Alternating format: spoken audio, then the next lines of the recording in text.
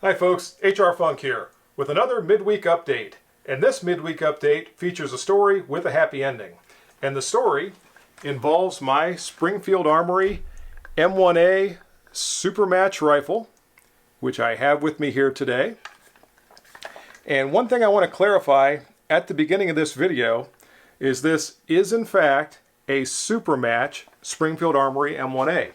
It seems like every time I make a video with this rifle and I refer to it as a super match, some number of people comment that it's not a super match because it doesn't have the oversized stock and it has the stock bolt and what have you.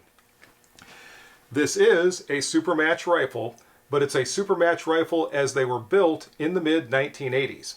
This rifle was originally purchased by a friend of mine from the Springfield Armory store on Commercial Row at Camp Perry back in 1986.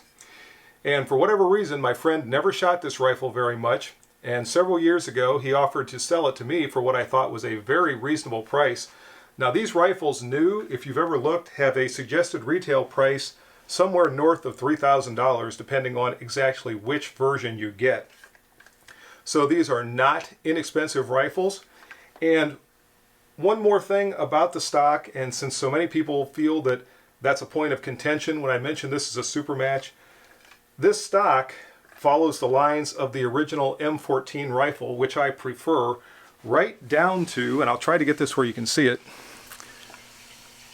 this cutout right here, which was intended for the selector switch for the M14 to switch it from semi-auto to full auto. So this stock apparently is actually a surplus M14 stock, which again, I think is pretty cool.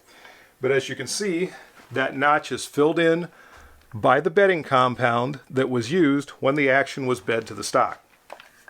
So much for that. This is a super match rifle. And now on to my story. Last year, late in the season, I was shooting this rifle in a match, and we had just finished the slow fire prone stage, and when I stood up off my mat, I noticed that there was a small piece of metal on my mat. And when I picked it up, I could see that it had a Parkerized finish on it, and it appeared to have come from the rifle. So I started to inspect my rifle, and eventually I found that it was this piece of metal, and it's going to be hard to see, right behind the clip guide that actually anchors the front of the rear sight housing into the receiver, broke off.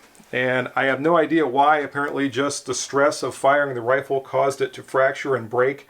And there was only about half of it left that was still holding the rear sight housing in place. Now the rifle was still perfectly serviceable. I could have kept shooting it. And in fact, I'm not sure when it broke during that stage of fire when I noticed the piece of metal laying there. But I was concerned that if the other side broke off, there would be nothing to hold the rear sight housing in place, and obviously that would cause a problem. So I contacted Springfield Armory, and I was really not optimistic when I got a hold of them, because knowing the age of this rifle, and I was not the original owner, I really had no expectations that they were going to cover a repair under warranty. And given the fact that this is a super match rifle, and I suspected correctly, that the only way to repair it was going to be to replace the receiver, I had a feeling there was going to be a pretty hefty bill associated with getting my rifle repaired. So as I said, I contacted Springfield Armory, I explained the situation, I sent some photographs of the damage to my rifle, and I was kind of surprised when the customer service rep that I was talking to said they were going to be sending me a shipping label to return my rifle to Springfield Armory, and they were going to have their technicians take a look at it. Now again, I was incredulous to this whole thing. I packaged the rifle up and sent it back fully expecting that someone somewhere along the process was going to say, nope, this is not a warranty repair, and I was going to get an email or a phone call with an estimate for a pretty sizable amount that I expected it was going to take to repair this rifle. So my rifle was gone for several weeks while I waited very impatiently, and lo and behold, I got an email saying it was going to be coming back and it had been repaired. It wasn't until I took the rifle out of the box and looked at the document that came with it that I realized the extent of the repair. Now, what I expected was Springfield Armory was just going to disassemble my rifle, put a new receiver on, and then reuse all of the old parts for the rifle. They didn't do that. What they did was put a new barreled receiver on this rifle and then reinstalled the bolt and all the other parts and this stock. So that means that this is one of the new receivers with the rear lug, which my old rifle didn't have, or I should say my old receiver didn't have. It has been bedded to my stock that I already said I prefer. This is essentially a brand new Supermatch rifle with a brand new Supermatch barrel. And for all of that work and all of the repair, Springfield Armory charged me not a dime. That, ladies and gentlemen, is top flight customer service. Absolutely, no question about it. So really, folks, in terms of customer service, I don't think there's any more you can ask for a company than that. In fact, I would not have blamed them if they would have told me there was going to be a charge for the repair.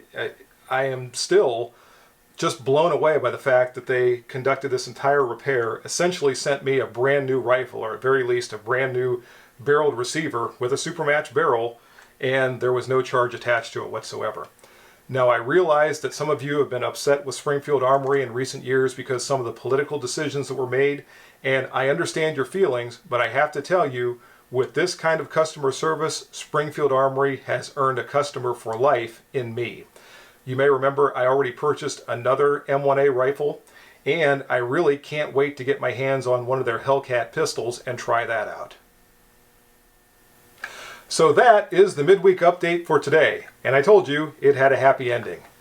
If you have any questions or comments about this video, as always, make sure you forward those to me. Remember, if you order anything from Optics Planet, be sure to use my discount code, which is... And if you use that discount code, it's good for 5% off anything you purchase from Optics Planet. See you next time, folks. And until then, good shooting. Oh, by the way, now I'm going to have to get out and break in this new barrel as soon as the weather gets nice and I can make it to the range. See you next time, folks. Bye-bye.